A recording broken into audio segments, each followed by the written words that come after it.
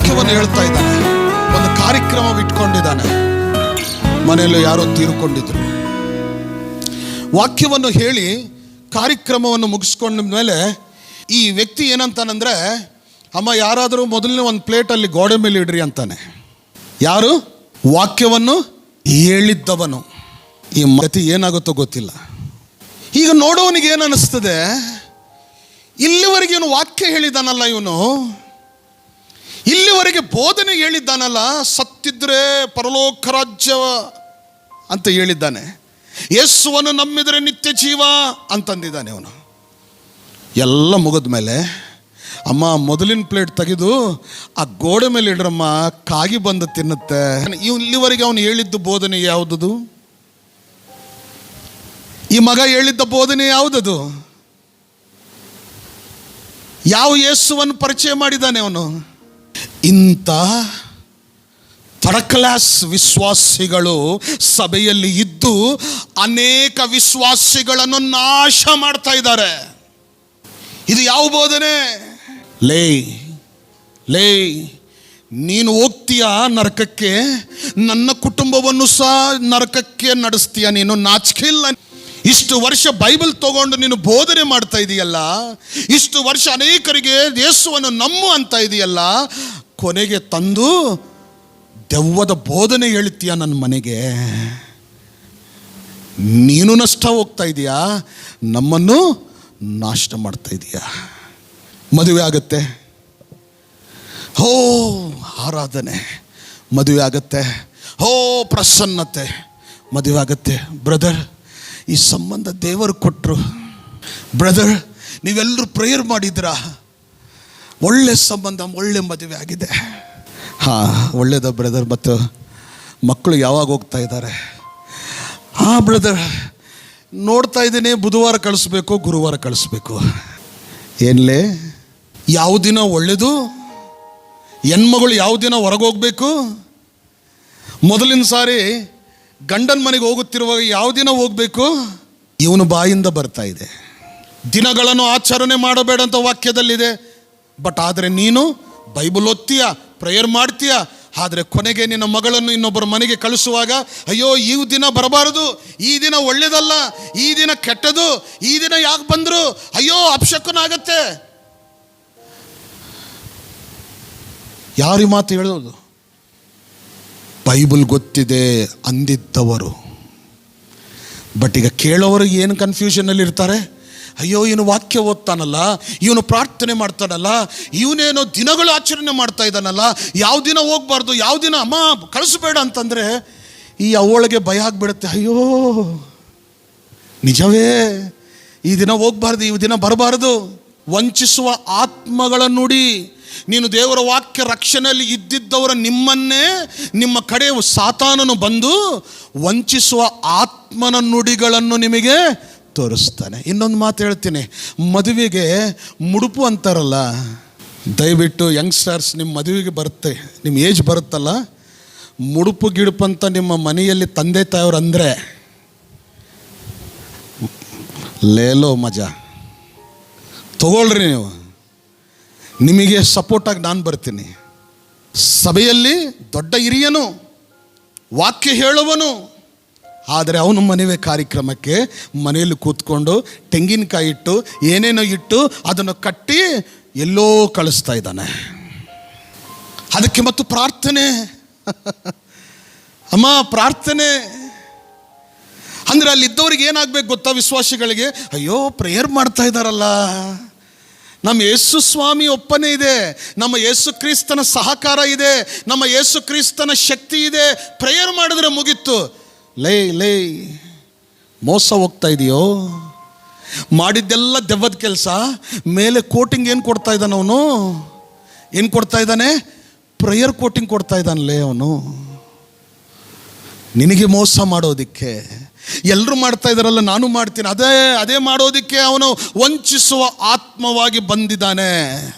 ಗಂಡ ಸತ್ರ ಏನು ಮಾಡ್ತಾರೆ ಎಲ್ಲರೂ? ನಾನು ಬಾಯಿ ಬಡ್ಕೊಳ್ತೀನಿ ಎಲ್ರಿಗೆ, ಇಲ್ಲನ್ನ ನಮ್ಮ ಹಿರಿಯರನ್ನ ಬಂದರು, ನಮ್ಮ ಮಾಮ ಬಂದ, ಹೂವು ಹಾಕ್ಕೋಬೇಕಂದ, ಕೈಗಳಿಗೆ ಎಲ್ಲ ಏನಂತಾರಮ್ಮದು ಬಳ್ಳಿ, ಎಲ್ಲ ಹಾಕ್ಕೊಂಬ ಇಲ್ಲಿವರೆಗೆ. ನಮ್ಮ ಅಣ್ಣ ಅಂದ, ನಿನ್ನ ಮುಖ ನೋಡೋಕ್ಕಾಗಲ್ಲಮ್ಮ, ಈ ಸೀರೆ ಉಟ್ಕೊಂಬ ಅಂತ ನನ್ನ ಅಣ್ಣ ಅಂದಮ್ಮ. ನನಗೆ ಬಾಧೆ ಆಯಿತು, ನನಗೆ ದುಃಖ ಆಯಿತು. ಯಾವನ್ನ, ಯಾವ ಮಾಮ? ಆ ಮಾಮನ ಸಾತಾನು ಕೈಯಲ್ಲಿದ್ದಾನೆ. ಆ ಅನ್ನ ದೇವರನ್ನು ನಂಬಲಿಲ್ಲ. ಆ ಮಾಮ ಮಾಡುವ ದೆವ್ವದ ನುಡಿಗಳು, ದೆವ್ವದ ಕೆಲಸ ನಿನ್ನ ಜೀವನದಲ್ಲಿ ಅವನು ಹುಟ್ಟಿಸಬೇಕಂತ ನೋಡ್ತಾ ಇದ್ರೆ ನಿನಗೆ ಪೌರುಷವು ಬೇಡ? ಪೌರುಷವು ಬೇಡ ನಿನಗೆ? ಅವನು ಯಾರು? ಚರ್ಚ್ಗೆ ಹೋಗ್ತಾನೆ. ಇವನು ಯಾರು? ಸಭೆಗೆ ಹೋಗ್ತಾನೆ. ಇವಳಕ್ಕ ಯಾರು? ಇವಳು ಸಹ ಏನೋ ದೊಡ್ಡ ಸೇವೆಗೆ ಹೋಗ್ತಾಳೆ. ದೊಡ್ಡ ಸೇವೆಯಲ್ಲಿ ಹೋಗಿನೂ ಇಂಥ ಥರ್ಡ್ ಕ್ಲಾಸ್ ಯೋಚನೆ ಇಟ್ಕೊಂಡಿದ್ದಾಳೆ ಈ ಅಕ್ಕ. ಇವಳು ಹೋಗ್ತಾಳೆ ಸತೀಶನ್ನ ಕಲ್ವರಿ ಟೆಂಪಲ್ಗೆ, ಇವಳು ಹೋಗ್ತಾಳೆ ಹೋಸನ ಮಿನಿಸ್ಟ್ರಿಗೆ. ಆದರೆ ಇವಳಲ್ಲಿ ಇನ್ನೂ ವಂಚಿಸುವ ಆತ್ಮಗಳ ನುಡಿಗಳು ಹಾಗೇ ಇದ್ದಾವೆ. ನೀನು ಅನ್ಕೋಬೇಕಲ್ಲ, ಇಷ್ಟು ದೊಡ್ಡ ಚರ್ಚ್ಗೆ ಹೋಗ್ತಾಳಲ್ಲ, ಇವೆಲ್ಲ ಹೇಳ್ತಾ ಇದ್ರೆ ಏನೋ ಒಳ್ಳೇದೇ ಇರ್ಬೋದು ಅಂತ ನೀವು ಹೇಳ್ಕೊಳ್ತೀರ. ಅದೇ ಕೆಲಸ ಸಾತಾನನು ಮೋಸ ಮಾಡಿಸೋ ಕೆಲಸ. ಮೊದಲು ಅವನ ಮನೆ ತೊಳ್ಕೊಳಕ್ಕಂತೇಳು, ಯೇಸುವನ್ನು ನಿಜವಾಗಿ ಸ್ವೀಕಾರ ಮಾಡಕ್ಕಂತೇಳು. ಇಲ್ಲಂದ್ರೆ ಅವನ ಜೊತೆಗೆ ನೀನು ಹೋಗ್ತೀಯಾ. ಈ ಪೌರುಷವುಳ್ಳವಾದ ಕ್ರೈಸ್ತರು, ವಿಶ್ವಾಸಿಗಳು ಸಭೆಯಲ್ಲಿ ಬೇಕು. ಅದಕ್ಕೆ ಪೌಲನಂತಾನೆ, ನನಗೆ ಭಯ ಆಗ್ತಾ ಇದೆ, ನೀವೆಲ್ಲಿ ಮೋಸವಾಗಿ ಹೋಗ್ಬಿಡ್ತಿರೋ ಭಯ ಆಗ್ತಾ ಇದೆ. ದೇವನಿಗೆ ಇಷ್ಟ ಆಗಲಿಲ್ಲ. ಸೇವಕರು ಇದು ಮಾಡಬೇಡಪ್ಪ ಅಂತ ಹೇಳಿದ್ದು ಇಷ್ಟ ಆಗಲಿಲ್ಲ. ಇದೇ ಥರ ಇರಬೇಕು ಅಂತ ಇಷ್ಟ ಆಗಲಿಲ್ಲ. ಸೇವೆಯಲ್ಲಿ ಇರ್ತಾನೆ, ಸೇವಕರ ಮಾತು ಕೇಳ್ತಾನೆ, ಹೊರಗೋಗಿ ಒಂದು ಮಾಡ್ತಾನೆ. ಏನಾಯ್ತಪ್ಪ ಅಂತಂದರೆ, ನಮ್ಮ ಜನರು ಹೇಳಿದ್ರು ಮಾಡಬೇಕಾಯ್ತು. ಸೇವಕರು ಖಂಡಿಸಿದ್ರೆ ಇಷ್ಟ ಆಗಲಿಲ್ಲ. ಒಳ್ಳೆ ಪವಿತ್ರವಾದ ಮಾರ್ಗದಲ್ಲಿ ಇರಪ್ಪ ಅಂತ ಹೇಳಿದ್ರೆ ಇಷ್ಟ ಆಗಲಿಲ್ಲ. ಏನು ಮಾಡಿದ್ರು? ಪೌಲನೇ, ನಿನ್ನ ಸಾವಾಸ ಬೇಡ, ನಾನು ಇನ್ನೊಂದು ಸುವಾರ್ತೆಗೆ ಹೋಗ್ಬಿಡ್ತೀನಿ, ಸಾತಾನಿನ ಸುವಾರ್ತೆಗೆ ಹೋಗ್ಬಿಡ್ತೀನಿ. ಲೋಕವನ್ನು ಪ್ರೀತಿ ಮಾಡಿ ಹೋಗ್ಬಿಟ್ಟಿದ್ದಾನೆ. ಸೊ ಪ್ಲೀಸ್, ನೀವೇ ಅದನ್ನು ನಿಲ್ಲಿಸ್ಬೋದು. ನೀವೇ ಅದರ ವಿರುದ್ಧವಾಗಿ ಹೋರಾಟ ಮಾಡೋದು. ನೀನೇ ಹೋರಾಟ ಮಾಡಿದ್ರೆ ನೀನು ಯಾರಿಗೆ ವಿರುದ್ಧ ಹೋರಾಟ ಮಾಡ್ತಾ ಇದೆಯಾ ಗೊತ್ತಾ? ಸಾತಾನಿನ ವಿರುದ್ಧವಾಗಿ ಹೋರಾಟ ಮಾಡ್ತಾ ಇದೆಯಾ. ಇದು ನಮ್ಮ ಒಂದು ಬಾಧ್ಯತೆ. ನಿನ್ನನ್ನು ಬದುಕಿಸುವವನು ದೇವರು, ನಿಜವಾದ ದೇವರೇ. ಆದರೆ ಸಾತಾನ್ ನಿನ್ನನ್ನು ನಾಶ ಮಾಡ್ತಾನೆ, ನಿನ್ನನ್ನು ನಾಶ ಮಾಡ್ತಾನೆ. ಇಂಥ ಒಂದು ವಂಚನೆಗೆ ನೀನು ಗುರಿಯಾಗಬೇಡ. ಹಲ್ಲೆಲೂಯ. ಅದಕ್ಕೆ ಪ್ರಿಯರೇ, ಯೇಸು ಕ್ರಿಸ್ತನಂತಾನೆ ಆ ಶಿಲುಬೆಯ ಮೇಲೆ, ಅಪ್ಪ ಇವರು ಏನು ಮಾಡ್ತಾ ಇದ್ದಾರೆ ಇವರಿಗೆ ಗೊತ್ತಿಲ್ಲ, ಪರೀಕ್ಷಿಸಿಕೊಳ್ಳಿ. ಯೇಸು ಸ್ವಾಮಿ ತನ್ನ ಶಿಲುಬೆಯ ಮೇಲೆ ತನ್ನ ಪ್ರಾಣ ಕೊಟ್ಟು ಈ ಲೋಕದಲ್ಲಿರೋ ಎಲ್ಲರನ್ನು ಬಿಡಿಸೋದಕ್ಕೆ, ಸಾತಾನನ ಕೈಯಿಂದ ಬಿಡಿಸೋದಕ್ಕೆ ತನ್ನನ್ನು ತಾನೇ ಅರ್ಪಿಸಿಕೊಳ್ಬೇಕಾಗಿದೆ.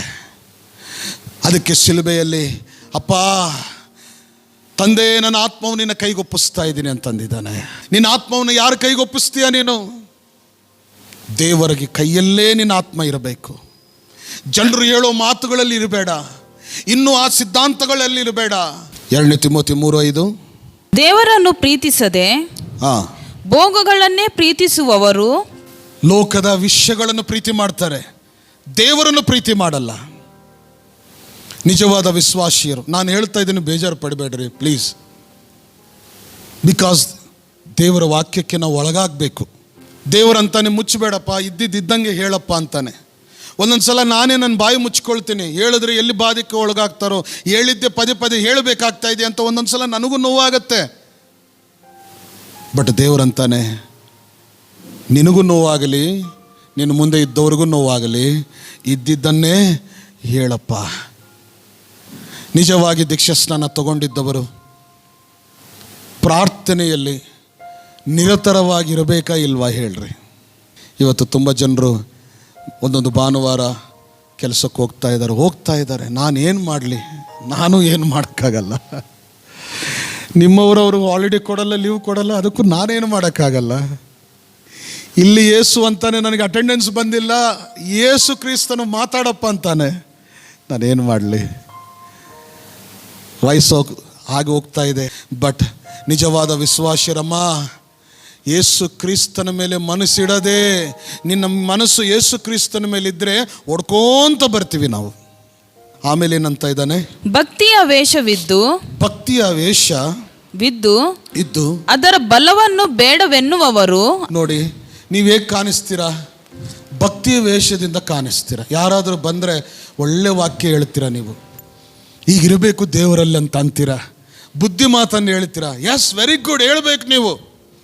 ಸಾತಾನ್ ಏನಂತಾನೆ? ಇನ್ನೊಬ್ಬರಿಗೆ ಬುದ್ಧಿ ಹೇಳೋದರಲ್ಲಿ ನೀನು ಹೇಗೆ ಕಾಣಿಸ್ಬೇಕು?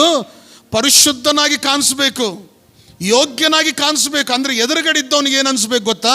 ಅಯ್ಯೋ, ಇವನು ಎಲ್ಲ ಫಾಲೋ ಮಾಡ್ತಾ ಇದ್ದಾನಲ್ಲ.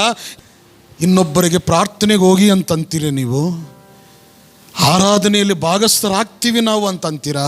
ಆ ಬಲದಲ್ಲಿ ನೀವಿದ್ದೀರಾ? ನಿಜವಾಗಿ ವಾರಕ್ಕೊಂದ್ಸಲ ಎಡೆ ಬಿಡದೆ ನೀನು ತಗೊಳ್ತಾ ಇದೀಯಾ? ನಿನ್ನ ಹೋರಾಟ ಎಲ್ಲಿದೆ? ಆಮೇಲೆ ಅಂತಾನೆ, ಇಂಥವರ ಸಹವಾಸವನ್ನು ಮಾಡದಿರು. ಇಂಥವರ ಸಹವಾಸ ಇರಬೇಡ. ಹೇಳೋವರು ಮಾಡೋರು ಇಬ್ಬರು ಇರಬೇಕು. ಇವತ್ತು ಪಾಸ್ಟರ್ ಹೇಳುವ ಮಾತುಗಳಿಗೆ ಬೆಲೆ ಇಲ್ಲ ಪ್ರಿಯರೇ. ಮನೆಗಳಲ್ಲಿ ಹಿರಿಯರು ಇರ್ತಾರೆ ನೋಡ್ರಿ, ಹಾಕೋ ಅಪ್ಪ ನೀನು ಟವಲ್ ಹಾಕೋ ಅಂತಂದ್ರು ಹಾಕ್ಕೊಳ್ತಾರೆ. ದಿನಗಳನ್ನು ಆಚಾರ ಮಾಡೋರಿದ್ದಾರೆ, ಪದ್ಧತಿಗಳನ್ನು ಆಚರಣೆ ಮಾಡೋರಿದ್ದಾರೆ. ಅನೇಕವಾದ ವಿಷಯಗಳಲ್ಲಿ ಸಾತಾನನು ಬಂದು ವಿಶ್ವಾಸಿಗಳನ್ನು ಮೋಸ ಮಾಡ್ತಾ ಇದ್ದಾನೆ. ಯಾವನಾದ್ರೂ ಇಂಥ ವಿಷಯಗಳಲ್ಲಿದ್ದರೆ ಅವನು ಆಲ್ರೆಡಿ ಮೋಸದಲ್ಲಿದ್ದಾನೆ. ಅವನು ಫ್ರೀ ಟಿಕೆಟ್, ಅವನೇನೋ ರಕ್ಷಣೆ ಹೊಂದಿದ್ದಾನೆ, ಪ್ರಾರ್ಥನೆಗೆ ಹೋಗ್ತಾ ಇದ್ದಾನೆ ಅಂದರೆ ಅವನು ಪರಲೋಕಕ್ಕೆ ಹೋಗ್ತಾನ? ಹೋಗಲ್ಲ. ಅವನ ರಕ್ತದಲ್ಲಿ ಏನಿದೆ ಗೊತ್ತಾ? ಸಾತಾನಿನ ಗುಣತತ್ವಗಳಿದ್ದಾವೆ. ಅವನು ಹೊರಗೆ ಒಬ್ಬ ಚರ್ಚ್ ಲೀಡರಾಗಿ ಕಾಣಿಸ್ತಾನೆ, ಹೊರಗೆ ಒಬ್ಬ ಹಿರಿಯನಾಗಿ ಕಾಣಿಸ್ತಾನೆ, ಆದರೆ ಅವನು ಒಳಗೆ ಏನಿದೆ? ಎಲ್ಲ ಸಾತಾನಿನ ಸಂಪ್ರದಾಯಗಳನ್ನು ಇಟ್ಟುಕೊಂಡಿದ್ದಾನೆ. ಅದನ್ನೇ ನಡೆಸ್ತಾನೆ.